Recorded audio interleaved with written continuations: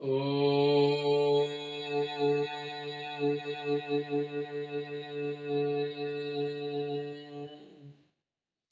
यो ब्रह्माणं विदधाति पूर्वं यो वै वेदांश्च प्रहिणोति तस्मै तैगुंह देवात्मबुद्धिप्रकाशं मुमुक्षुर्वै शरणमहं प्रपद्ये। ओंकारं निगमैतवेद्यमनिशं वेदान्ततत्त्वास्पदम् चोत्पत्तिस्थितिनाशहेतुममलम् विश्वस्य विश्वात्मकम् विश्वत्राणपरायणं श्रुतिशतैः सम्प्रोच्यमानं प्रभुम् सत्यं ज्ञानमनन्तमूर्तिममलं शुद्धात्मकं तं भजे। सत्यव्रतं सत्यपरं त्रिसत्यं सत्यस्य योनिं निहिते च सत्ये सत्यस्य सत्यमृतसत्यनेत्रं सत्यात्मकं त्वां शरणं प्रपद्ये। ओम शांति शांति शांति। आज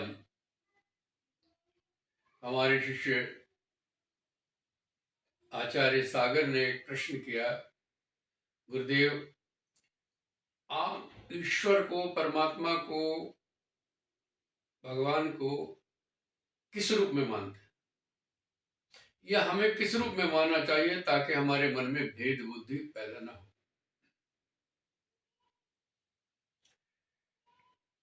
क्योंकि जब हम राम राम राम जपते हैं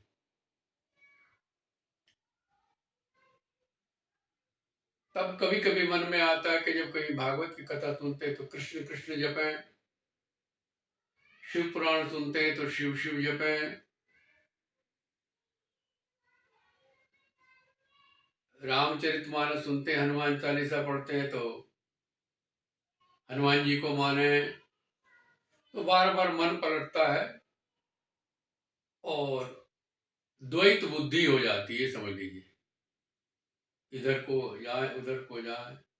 एक निष्ठा हमारी या किसी की भी नहीं बनती है, सभी के लिए समस्या है। तो आप कुछ ऐसा बताइए कि हम किसी एक को ध्यान में केंद्रित कर पाए और उसमें सब समाहित हो जाए। अच्छा प्रश्न है, सबके हित के लिए है। तो संक्षेप में मैं शुरुआत में ही बता देता हूं कि मैं तो सारे शास्त्रों का चिंतन करने के बाद और इसी समस्या से मैं भी उलझा भी हूं। सभी देवों का आराधन अलग अलग से किया, विस्तार से किया है। रस तो एक ही है सब जगह, लेकिन नाम उच्चारण में भेद बुद्धि होती है। उपनिषदों में है कि आप नाम के रूप के चक्कर में न पड़ के उस एक तत्व को जाने। तो बहुत चिंतन, बहुत विचार करने के बाद भागवत में वो सूत्र मिल गया और मैं उसी पर टिक गया। अनाम रूप चिन्मयम, कि वो जो परमात्मा है अनाम रूप है, चिन्मय है, सौव्यान सत सत परम, सत असत से परे, अव्यय रहित, विकार रहित वो तत्व है। बस तत्व की बात। मैंने तत्व क्यों कहा कि उसको कोई नहीं जानता। आप सब बार बार सुनते हैं कि वेद भी उसको नेति नेति, नहीं ब्रह्मा स्वयं नेति नेति कह रहे हैं। आप बताइए, फिर अन्य ऋषियों की बात तो क्या, क्यों कह रहे नेति नेति? दो बार क्यों कहा? ना तो वो स्थूल है ना वो सूक्ष्म। कई लोग कहते हैं स्थूल नहीं तो सूक्ष्म होगा, नहीं, ना वो स्थूल है ना सूक्ष्म, इसने दो बार नेति का प्रयोग किया है। और इतना ही नहीं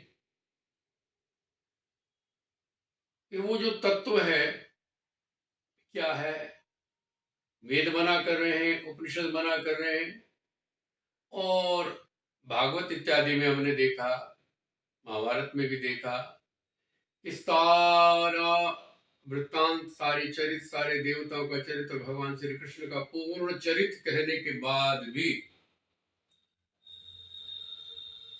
कह दिया यम ब्रह्मा वरुणेन्द्र रुद्र मरुतै स्तुन्वन्ति दिव्यश्री तवै वेदै सांग पद क्रमोपनिषदैर् गायन्ति यम सामगा ध्यानावस्थित तद्गतेन मनसा पश्यन्ति यम योगिनो यस्यांतम न विदुः सुरासुरगणा देवाय तस्मै नमः।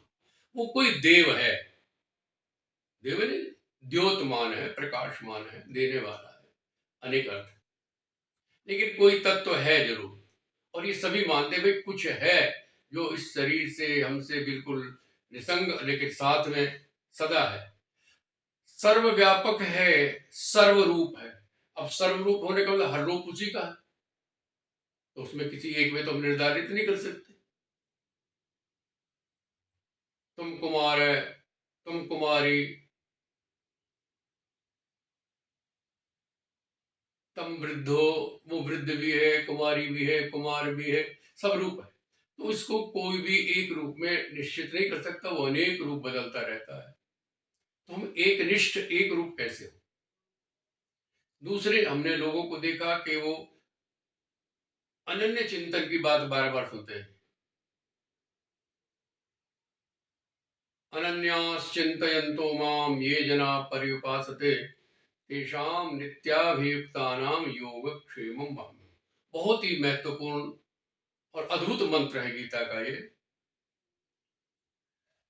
तो अनन्य चिंतन का शायद अर्थ लोगों ने लगा लिया बस एक को ही मानना किसी।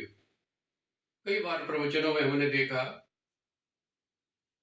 कि यदि हम राम नाम की धुन लगाते हैं तो कृष्ण को मानने वाले या कृष्ण की उपासना करने वाले कहते हम तो एक निष्ठ है, हमने और नाम लेना ही नहीं।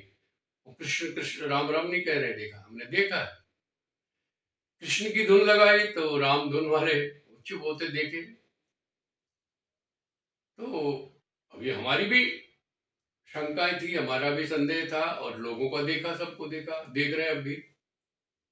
और इसी कारण क्या हुआ, एक बार पानीपत में बहुत समय तक सत्संग करने का अवसर मिला परम श्रद्धेय ज्ञानानंद जी महाराज जी के साथ।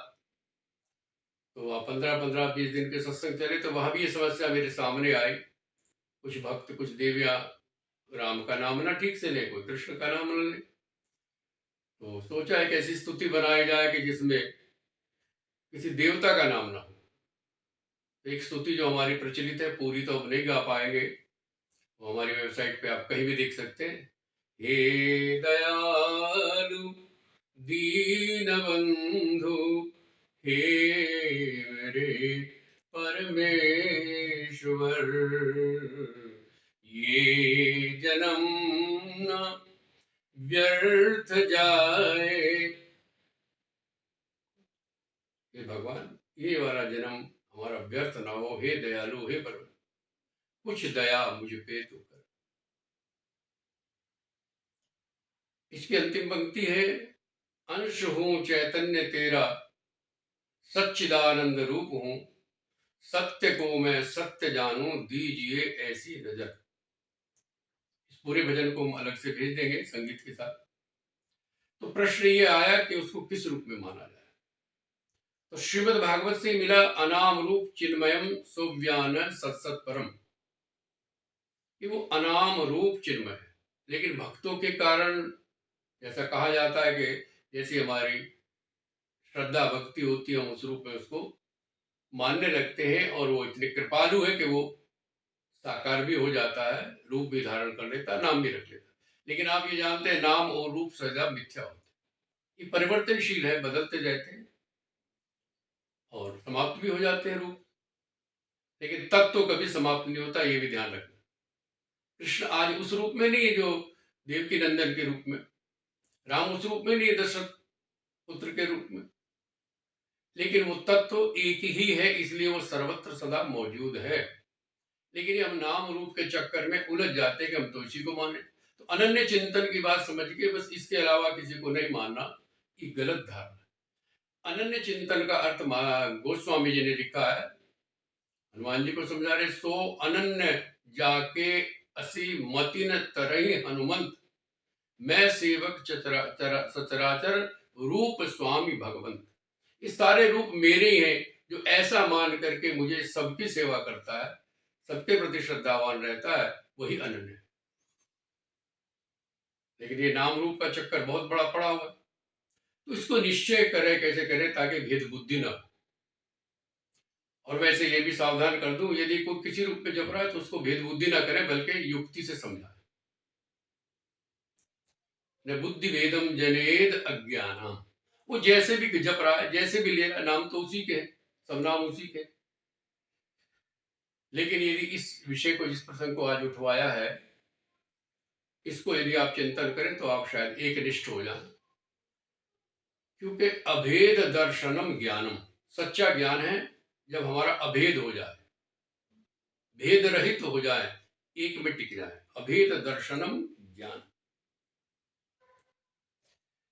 तो भागवत से ही एक सूत्र, क्योंकि भागवत की कृपा प्राप्त हुई है, उन्हीं की सेवा में सारा जीवन लगा है, तो वहां सबसे बड़ा सूत्र मिला कि व्यास जी ने श्रीमद् भागवत के मंगलाचरण में, क्योंकि मंगलाचरण कई प्रकार के होते हैं, स्तुत्यात्मक होते हैं, वस्तु निर्देशात्मक होते हैं, आशीर्वादात्मक होते हैं।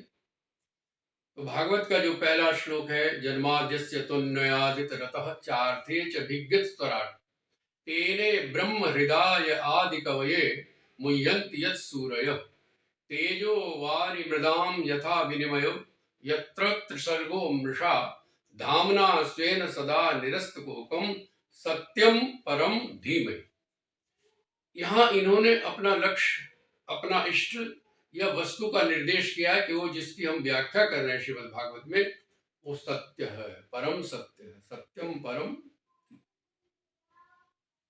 और इतना ही नहीं, ये विषय को हम खोलना नहीं चाहते लेकिन खोल रहे हैं, इस सत्य कैसा है, तो अंत में फिर श्लोक आता है, तत्शुद्धम विमलम विशोकमृतम सत्यम परम धीमहि, दोबारा फिर आता है। वो सत्य कहते हैं तत्शुद्धम, वो शुद्ध है, विमलम निर्मल है, विशोक कोई शोक नहीं है, अमृत रूप है, ऐसा वो सत्य है। तो हमने तो इसी को स्वीकार किया, और स्वीकार किया है ही वो सत्य है बस, और इसमें किसी को कोई शंका होनी नहीं चाहिए। अच्छा, सत्य क्या है, तो 11वें स्कंद में ये भी दे दिया कि सत्य क्या है, येनैव तुर्येण तदेव सत्यम, जो चौथा है, चतुर्थम ब्रह्म मन्यते, ये वेदों में उपनिषदों में है।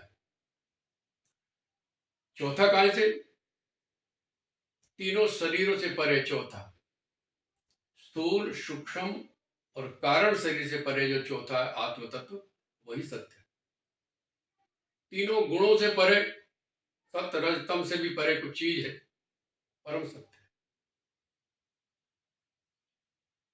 भगवान श्री कृष्ण की उत्पत्ति की स्तुति में कृष्ण के नाम से स्तुति नहीं की गई। अभी मैंने श्लोक बोला था मंगलाचरण में, सत्यव्रतम सत्यपरम त्रिसत्यम सत्यस्य योनिम निहिते च सत्ये, सत्यस्य सत्यमृत सत्य नेत्रम सत्यात्मकम त्वाम शरणम। ये वेदों ने स्तुति की जन्म लेने पर। अब नाम रखा बाद में, गर्गाचार्य जी ने कृष्ण नाम रखा उनके लक्षणों से, उनके गुणों से। ऐसे ही रामावतार में देखिए, राम का जन्म नहीं हुआ, हालांकि अब राम नाम की ध्वनि चल रही है।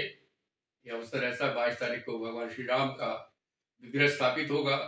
इस समय पूरे भारत का, मैं तो कहूँ विश्व में, राम राम, कण कण में, रोम रोम में, पत्ते पत्ते में, गली गली में, हवा में, हवा भी लगती है तो ऐसा लगता है कि राम राम कह के, क्योंकि करोड़ों लोग राम राम गा रहे हैं, और इसकी महिमा होनी थी। अब विषय कहीं और ना चला जाए, फिर भी मैं कह दूं, भगवान राम जब सीता की खोज में जंगल में थे तो नारद जी गए, और नारद जी ने एक वरदान मांगा स्तुति करने के बाद कि प्रभु आपके अनेकों नाम है, एक से एक सुंदर नाम है, लेकिन मेरी इच्छा है कि आप उसको सत्य करें, बोलो। यद्यपि प्रभु के नाम अनेका, आपके अनेक नाम है, परम सुंदर एक ते का, लेकिन मेरी इच्छा है कि उन सब नामों में राम नाम ये सिद्ध हो जाए कलयुग के लिए। अग खग गण वधिका, पापों का नाश करने में परम सिद्ध, परम प्रखर नाम राम ये कलयुग में प्रसिद्ध हो आपका नाम, ये मेरी इच्छा है। और भगवान ने एवं अस्तु ऐसा ही कहा। और आज हम देख रहे हैं कि कब की बात आज सिद्ध हो रही है कि राम नाम चारों ओर, राम नाम राम नाम। हंसी आ रही है कि दिन भर जीवन भर कोई नाम नाम न ले, लेकिन जब किसी के प्राणांत हो जाते, शरीर ले जाते हैं, तो अर्थी के पीछे सब राम नाम सत्य है, तब बोलते सत्य है। और सत्य तो है ही है।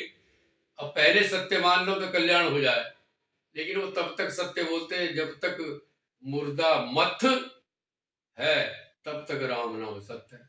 मत्थे से उतरा, बस मैं ही सत्य हूं, मेरा शरीर सत्य है। ऐसा होता है। हमारे पूज्य गुरुदेव भिक्षु जी का वाक्य याद आ गया, जब तक मुर्दा मत तब तक राम नाम सत्य।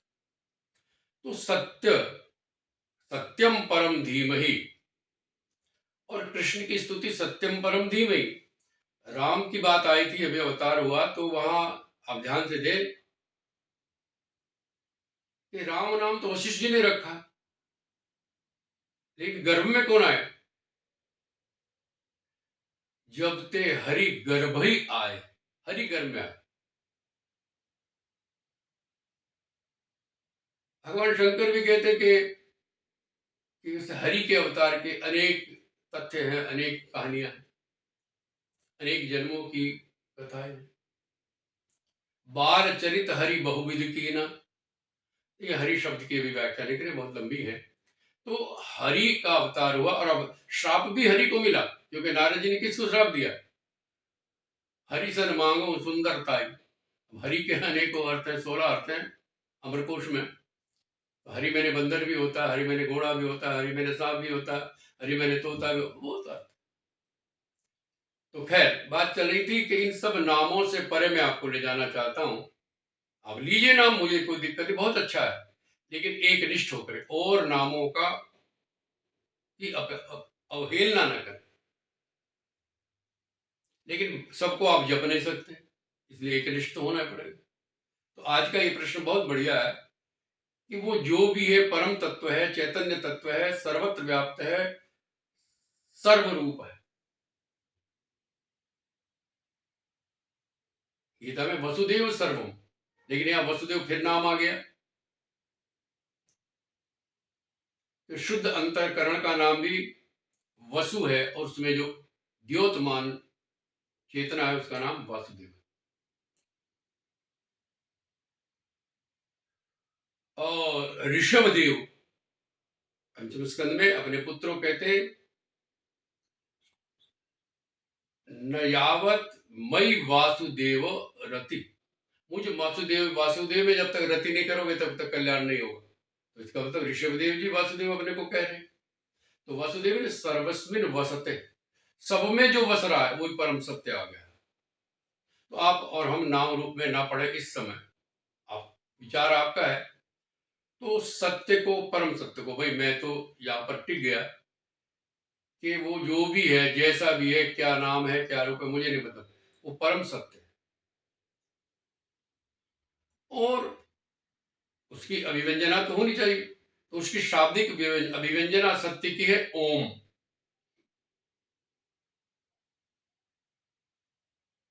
और उसका रूप है सत्य, और उसका स्वरूप है प्रकाश, महाप्रकाश, वो जो भी है।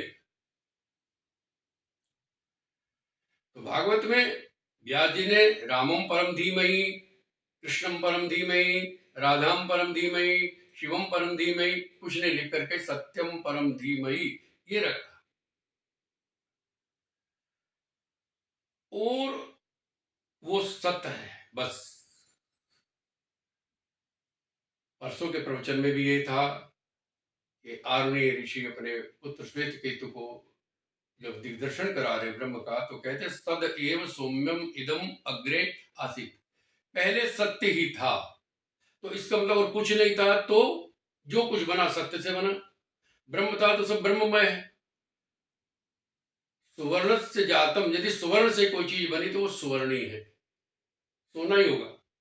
कुंडल तो एक आकार है, मिट्टी से बना तो मिट्टी है, आकार अलग अलग है, नाम अलग अलग रख दिया। रूप बना तो नाम भी रखने पड़े।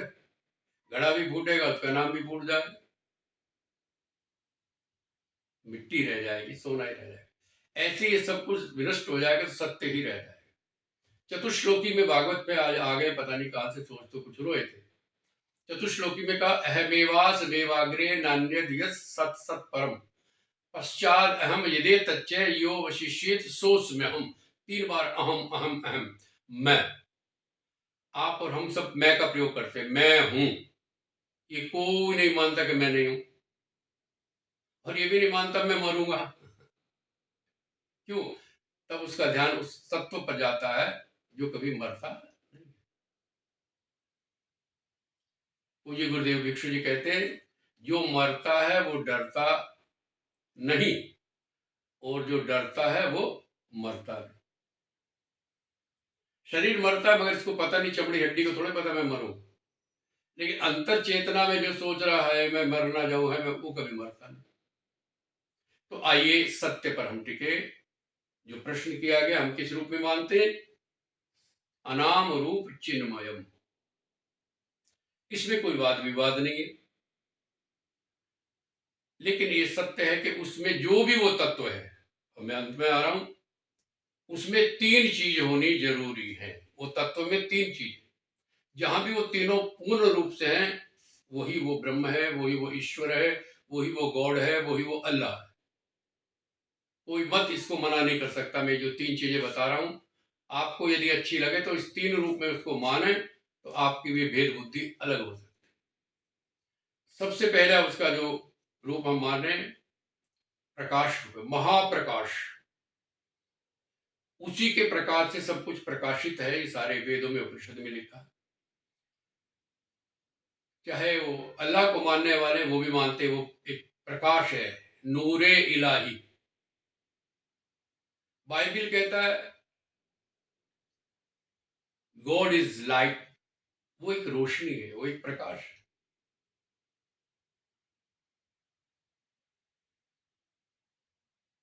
सिख धर्म में आइए, एक नूर ते सब जग उपजा, कौन भले को मंद। किसी में भी देख लीजिए ये चीज मिलेगी। तो वो परम प्रकाश है। उपनिषद उसके बारे में क्या कहता है, आप अपने अपने ग्रंथों में इसको ढूंढिए। न तत्र सूर्यो भाति, जहां वो सत्य है, न तत्र सूर्यो भाति, न चंद्र, न तारकम, न विद्युत, कुतोयम अग्नि, तमेव भांतम अनुभाति सर्वम, तस्यैव भाषा सर्व इदम विभाति। तो इस मंत्र को आप कृपया ध्यान से सुनिए। ये उपनिषद में मंत्र है, वेद में मंत्र है। वो जो परम तत्व है, परम सत्य है, कैसा है, कहां है? न तत्र सूर्यो भाति, न चंद्र, न तारकम, न विद्युत, कुतोयम अग्नि, तमेव भांतम अनुभाति सर्वम,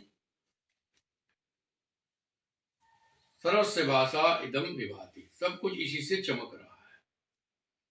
ये जो सूर्य हमें दिख रहा है, ये तो उसका एक छोटा सा कण है, जरा। तो वो कितना होगा, लेकिन उसके लिए लिख दिया वरेण्यम। वो इतना महान है, इतना चमकदार भी है, तो भी वरेण्य है, वर्ण करने योग्य है, शांत भी है। वहां चंद्रमा का रोशनी नहीं है, वहां तारों की रोशनी, कुतों में विद्युत नहीं। देखो, छांदोपनिषद में ही विद्युत ब्रह्मेत्याहु, विद्युत को भी ब्रह्म कहा। लोग कहते हैं विद्युत अब आई है, नहीं, हमारे यहाँ सब चीज पहले से है। ढूंढने वाले चाहिए, खोजने वाले चाहिए। तो न सूर्य भाति, न चंद्रमा, न तारकम, न विद्युत, कुतोयम अग्नि, ये जो अग्नि थोड़ा रोशनी देती है, ये तो मां का हूं। तमेव भांतम, ये जिनके नाम लिए, ये सब के सब उसी से प्रकाशित है। ये सब प्रकाश्य है। हमारी आंखें भी प्रकाश्य है, शरीर उसका प्रकाश्य है, सारा जगत उसका वो प्रकाशक है। अब उसको हम ब्रह्म कह दें तो लोग थोड़ा उलझ जाएंगे, उसको आत्मा कह दें तो भी शंका होती है आत्मा, नहीं वो परमात्मा भी है। आत्मा में समझाने के थोड़े शरीर में हम देखते तो हम आत्मा कह देते, लेकिन मैंने बार बार कहा है कि उपनिषदों में परमात्मा नाम नहीं, आत्मा नाम। आत्मा वास्यमिदं सर्वम, आत्मैवेदं सर्वम, बहुत से शब्द है, इतना व्याख्या नहीं कर पाएंगे। तो वो महाप्रकाश है। तो आप अपने अल्लाह में, गॉड में, ईसा में आप ढूंढिए अपने ग्रंथों में, आपको मिलेगा कि वहां लिखा कि वो प्रकाश है, महाप्रकाश, उसी से सब प्रकाशित है। दूसरा, हमें बहुत संक्षेप में विस्तृत तो आप 3 घंटे भी पूरा नहीं होगा, वो एक महान ऊर्जा है, एनर्जी। एक ही उदाहरण में दे रहा हूं। ये उदाहरण भी ऋषि आरुणि ने श्वेत केतु को दिया। उन्होंने कहा बेटा एक बट का वृक्ष का फल लाओ, वो लाया, तोड़ो। तोड़ा तो उसमें बीज निकले बहुत छोटे, राई के दाने से भी छोटे होते हैं यदि आप देखें। कुछ दिख रहा है कि नहीं, इसको तोड़ो। अब कुछ दिख रहा है कि नहीं, अब तो कुछ भी नहीं दिख रहा। आप भी देख लेना तोड़ के, कुछ नहीं दिखेगा, न स्टूम, न स्टेम, न रूट, कुछ नहीं दिखाई देगा। उन्होंने कहा बेटे जहां कुछ नहीं दिख रहा है, इसी को यदि हम भूमि में बो देते या बो दो, और इसको प्रकाश और जल दो चीजें मिल जाए, इसी से इतना महान विट वृक्ष निकलेगा जिसके नीचे 100 आदमी आराम से। इससे भी बड़े बड़े वृक्ष हैं। कैलिफोर्निया में सुना एक बहुत बड़ा वृक्ष है, पूरा गांव बस सकता था। हमारे शुभ तीर्थ में वो बहुत बड़ा बट है, जिसके नीचे इतने हजार ऋषि बैठ करके कथा सुने। अभी भी बहुत बड़ा पेड़ मौजूद है, उसकी शाखा। तो वो जो जटा था, बट बीज था, उसमें क्या था? वो वही वो ऊर्जा थी, उस सत्य की ऊर्जा थी, परमात्मा की ऊर्जा थी। अब उसके लिए क्या जरूरी था? प्रकाश और जल। उसको प्रकट करने के लिए कारण बनते, साधन बनते। उसी बट वृक्ष को प्रकाश और ऊर्जा मिल, वो जल मिल जाए तो ऊर्जा प्रकट होने लगी, और वो एक महान वृक्ष। और भी वृक्षों को देख लीजिए। हम कहा करते हैं चीकू में कितने बीज, 1 या 2, और बीज में कितने चीकू, बो के देखो, हजारों लाखों, जब तक वृक्ष रहेगा फल आते रहेंगे। पतझड़ में पत्ते गए, फल गए, फिर आ गए। कहां से आ रहे? वो ऊर्जा उसमें अभी मौजूद है। पूरे में ऐसी वो ऊर्जा, वो सत्य हमारे अंदर भी है। वहां प्रकाश और जल की आवश्यकता थी और गर्मी की आवश्यकता थी।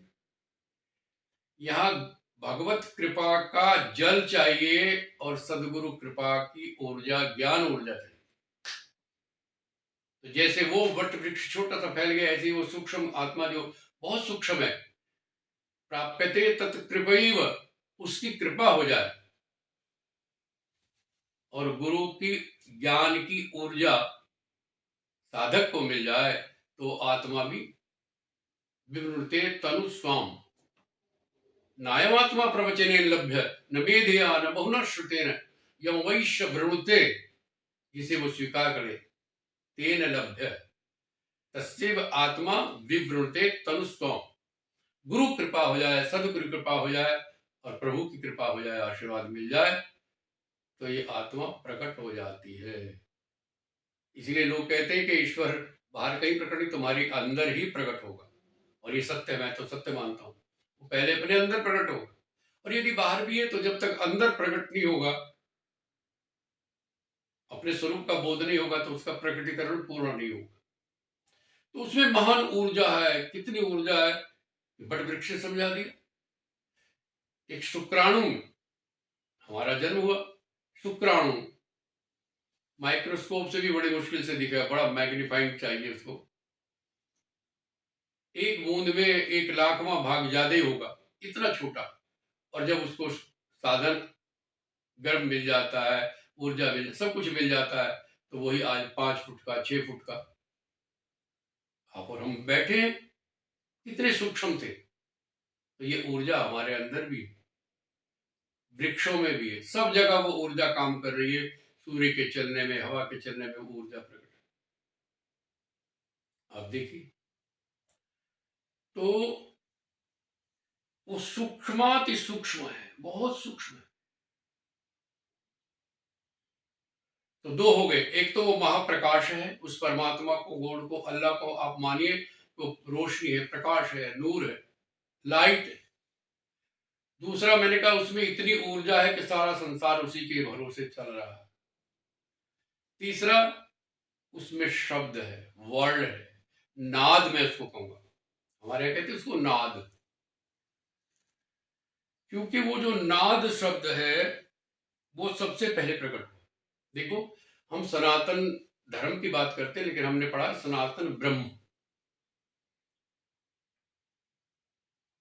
योगिनम तम प्रपश्यन्ति, योगी इसको कहा देते हैं, आत्मभूतम सनातनम। और सनातन वृक्ष ऊर्ध्वमूल मध्य शाख है, गीता के 15वें अध्याय में है। यहाँ एक बार एक पहले प्रवचन में मैंने भारत के विषय में कहा था, भा प्रकाशे चिदानंदे, जो चिदानंद प्रकाश है, जो कभी नष्ट नहीं होता, बुझता नहीं, सतत समाप्त नहीं होता, जहाँ अंधकार नहीं होता, उस भाव, उस रोशनी की खोज में रत जहां के लोग, उसका नाम है भारत। ये भी मैंने कहा था कि मुगल आए, अंग्रेज आए, कहते 200 साल शासन किया, 150 साल शासन किया, 800 साल शासन, हो सकता है ऐतिहासिक सत्य हो, है भी, लेकिन उन्होंने कभी भारत पर राज्य नहीं किया। उन्होंने हमारे पत्ते तोड़े, वेद रूपी पत्ते तोड़े, ग्रंथ रूपी टहनियां तोड़ी, अंग्रेजों ने तने को भी काट दिया, लेकिन जड़ तक नहीं पहुंचे, क्योंकि उसकी जड़, इस विषय पर मैं अलग से आपको एक व्याख्यान देना चाहूंगा, यदि आप श्रवण करें। उसके प्रमाण गीता, रामायण, सब जगह आपको मैं दूंगा, उस सनातन वृक्ष की। तो सनातन शब्द नहीं, वो सनातन शब्द है, क्योंकि जब भी वो ब्रह्म प्रकट हुआ तो नाद के साथ प्रकट हुआ। ब्रह्मा विष्णु का विवाद हुआ, कहते हैं कथा में आता है, कौन बड़ा, तो बीच में एक स्तंभ प्रकट हुआ और नाद के साथ, ओम, नाद कौन सा था, ओम, ओम का। और उसकी खोज करी, इसका ना आदि पता ना अंत पता, तो उसको कैसे हम जान सकेंगे, इसलिए नीति नीति कहना पड़ता है। तो सनातन शब्द है, अध्याय को तय हो जाता है, दकारत तकारत स्यात्, व्याकरण में हो जाता है। तो सनातन का सनातन बन गया, लेकिन सनातन स्वयं ब्रह्म है, उसे कोई कैसे नष्ट करेगा भाई। जो आजकल चर्चा सुनी जा रही है, सनातन खत्म कर दो, ये नहीं हो पाएगा, मुश्किल है। उसको खत्म करने वाले खत्म हो गए, हुए, रावण, कंस, हिरण्यकशिपु, इस सब के सब सनातन के पीछे पड़े थे, लेकिन वो समाप्त नहीं हुआ, सनातन ने उन्हें समाप्त कर, उस चक्कर में न पड़े। तो बात चल रही थी कि वो प्रकाश है, वो महान ऊर्जा है, और वो महान शब्द है। इसी शब्द को हमारा तो है ये शब्द नाद ओंकार, श्री गुरु नानक देव जी जो विद्वानों के विद्वान थे और वेदों के जानकार थे, व्याकरण के जानकार थे, उन्होंने इस शब्द को बहुत अच्छे ढंग से पढ़ा और इसको पकड़ा। उनका एक शब्द, उसी की बात, जिसको शब्द कहते हैं, वो कीर्तन करने लगे, लेकिन वो शब्द क्या, एक ओंकार, बस बात कितनी पूरी, इसी में पूरी हो जाती। ओंकार, गया मैं नहीं है, ओंकार, सतनाम, आ गया सत, अकाल पुरुष, अजूनिम, सैभम, कितना सुंदर। प्रभु कृपा से मेरे मुख से भी कभी निकला था इसी तरह का शब्द, जो हम ध्यान करने से पहले बोलते हैं, ओम सत्यम, ओम ही केवलम सत्यम, त्रिकाल सत्यम, अखंडम, परम प्रकाशम, प्रकाश पुंजम, सत्स्वरूपम, तत्स्वरूपम, अनुभव गम्यम, लभते सदगुरु प्रसादात्। इसको नोट करें तो आपके काम आएंगे शब्द। तो एक शब्द है ओंकार, और ये शब्द हमारे अंदर भी गूंज रहा है, पूरे व्यापक में गूंज रहा है, लोग सुन रहे हैं इसको, ध्यान में सुना जाता है शब्द, इसको अनहत नाद कहते हैं, एक हाथ की ताड़ी कहा गया इसको, इसमें कोई आहत, सारे शब्द आहत से पैदा होते हैं, ढोलक तबला ये आहत शब्द, और वो अनाहत है, कोई चोट नहीं, लेकिन वो गूंज रहा है, उसको सुनना होता है, बोलना नहीं। सोहम अनुभव वाक्य है, अनुभव के खाली रटे सोहम सोहम, लाभ तो होगा, लेकिन ओंकार को अपने शरीर में अनुभव करना कि गूंज गूंज रही है। उसका प्रमाण मैं देता हूं, ये जो मैं बोल रहा हूं ये कहां से है भाई। उपनिषद कहता है ओंकारात व्यंजित स्पर्श स्वर उष्माण और भूषितम शब्द, ओंकार से शब्द निकलता है, स्पर्श में व्यंजन स्वर यवर उष्मण ही सारे शब्द ओंकार से बने बस। और आखिर में कह दूं कि सारे मंत्र ओंकार से बने, लेकिन इसका उच्चारण सरल नहीं है, मैं पहले बता दूं। उपनिषद कहते कोई प्रयत्न, एक अंतर प्रयत्न होता, बाह्य प्रयत्न होते बोलने में, ना जीभ ना ओठ ना नासिका कुछ नहीं हिले, तब ये निकले, निकाल के देखिए। एक बात बता देते हैं, सारी वर्णमाला में 3 शब्द ऐसे जिसमें जीव का प्रयोग नहीं होता, वैसे तो 2 ही मानता हूं, लेकिन 2-3 है, अ ओ म, मैं नहीं है मैं और एक और समझ ध्यान रखिए, हर ग्रंथ में, चाहे वो बाइबल हो, पवित्र कुरान शरीफ हो, जरस्तुर्त का ग्रंथ हो, हमारे तो वेदों में है, ये सब जगह अ और मैं, ये 2 शब्द मिले, और ये प्रारंभ में है, बच्चा पैदा होता तो पहले ए ही बोलता है, ए और मैं। देखो ए से मैं तक बोलने में यदि बैक बोल के देखेंगे तो वो अपने आप बन जाता है, ओठ घूमते जब देखो अभी अब मैं बोलना चाह रहा हूँ, वो अपने आप बन गया। अम ही शब्द है वैसे तो वो, या अंगा शब्द है, उस पर हम फिर चर्चा करेंगे। तो ए और मैं अम, अब आप इसको सब जगह देखें, देखो कहां से ले आपको, ओंकार में तो आएगा, गुरु ग्रंथ साहब में अम, एक ओंकार ऐसे शुरू हुआ, आमीन ओमेन अलिफ लाम मीम, कुरान शरीफ में शब्द, पहला शब्द आता है, ध्यान रखिए। मैं चर्चा नहीं कर पाऊंगा क्योंकि मेरा कोई विषय नहीं है, लेकिन सभी ग्रंथ पढ़ने पे मैंने देखा उसमें सबसे पहला शब्द है अलिफ लाम मीम। अब इसका अर्थ क्या है ये वो चिंतन करें, मैंने तो सामने रखा है, जैसे और शब्द रख रहा हूं, तो ए मैं, इसमें भी बीच में ले लगा दिया, किसी ने न लगा दिया, हमने ऊ लगा दिया, लेकिन शब्द है ए मैं, ऐसे मैं तक, ऐसा ये ओंकार व्यंजित शब्द है, इसी से स्वर ऊष्माण और अंतस्थ शब्द निकलते हैं, हमारे वर्ण निकलता है। तो ये 2 शब्द है। तो बात प्रश्न किया गया था, आप किस रूप में मानते हैं भगवान को, ईश्वर को? तो सारे शास्त्र पढ़ने के बाद, गुरुओं की कृपा प्राप्त करने के बाद, संतों का आशीर्वाद लेने के बाद और निरंतर चिंतन मनन करने के बाद मुझे तो लगा कि वो परमात्मा, अल्लाह, गॉड, ईश्वर जो भी है वो सत्य है और परम सत्य है। उस परम सत्य में 3 चीजें सब में होनी चाहिए, सबके ग्रंथों में होनी चाहिए। कौन कौन सी? वो महाप्रकाश है, वो महा ऊर्जा है, और वो एक महान शब्द है, नाद है। बाइबल में कहा द वर्ड बिगिन, शुरू में, इंग्लिश नहीं बोलूंगा, शब्द ही था। आप बाइबल पढ़िए, उसमें शब्द ही था, ईश्वर के साथ था, और इस शब्द ही ईश्वर है, ये बाइबल में लिखा। कलमा ये वही शब्द है, मंत्र कहते हैं ना उसको, कलमा, और हमारे यहाँ इसको ओम ये कहते हैं। तो मैंने तो पकड़ा है, आप भी इसको स्वीकार करें तो कृपा होगी, आपकी मर्जी है।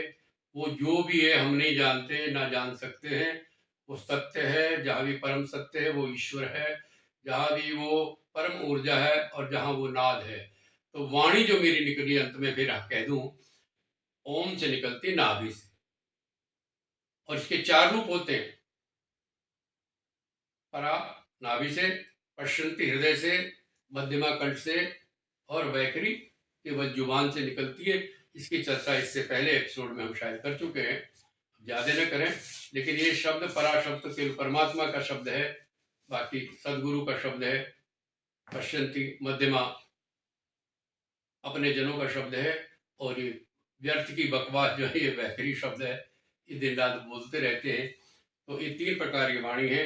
अंत में जो मेरा गुप्त रहस्य है वो बताता हूँ, जिसका मैं चिंतन करता हूँ, आप भी कर सकते हैं। गोपनीय बातें होती है, लेकिन अब खुल रहा है तो हम कौन सा साथ लेके जाएंगे। तो मैं निरंतर जाप करता हूँ। आप भी इसको, मैं 3 बार बोलूंगा, आप इसको बोल सकते हैं। प्रकाशो में निजम रूपम, सत्यम में परमम पदम। प्रकाशो में निजम रूपम, सत्यम में परमम पदम। प्रकाशो में निजम रूपम, सत्यम में परमम पदम। अर्थ क्लियर है? मेरा असली निज रूप प्रकाश में है, क्योंकि वही है तो मैं कहाँ हूं? मैं तो हूं ही नहीं। ये वाला जो मैं बोले तो है ही नहीं। तो मेरा जो असली स्वरूप है वो प्रकाश है, लाइट है, ऊर्जा है, तभी मैं बोल रहा हूँ, चल रहा हूँ, फिर रहा हूँ। और मेरा जो अंतिम पद होना चाहिए, सत्यम में परमम पदम। उस परम पद सत्य को मैं प्राप्त करूं, ऐसी निरंतर प्रभु से प्रार्थना।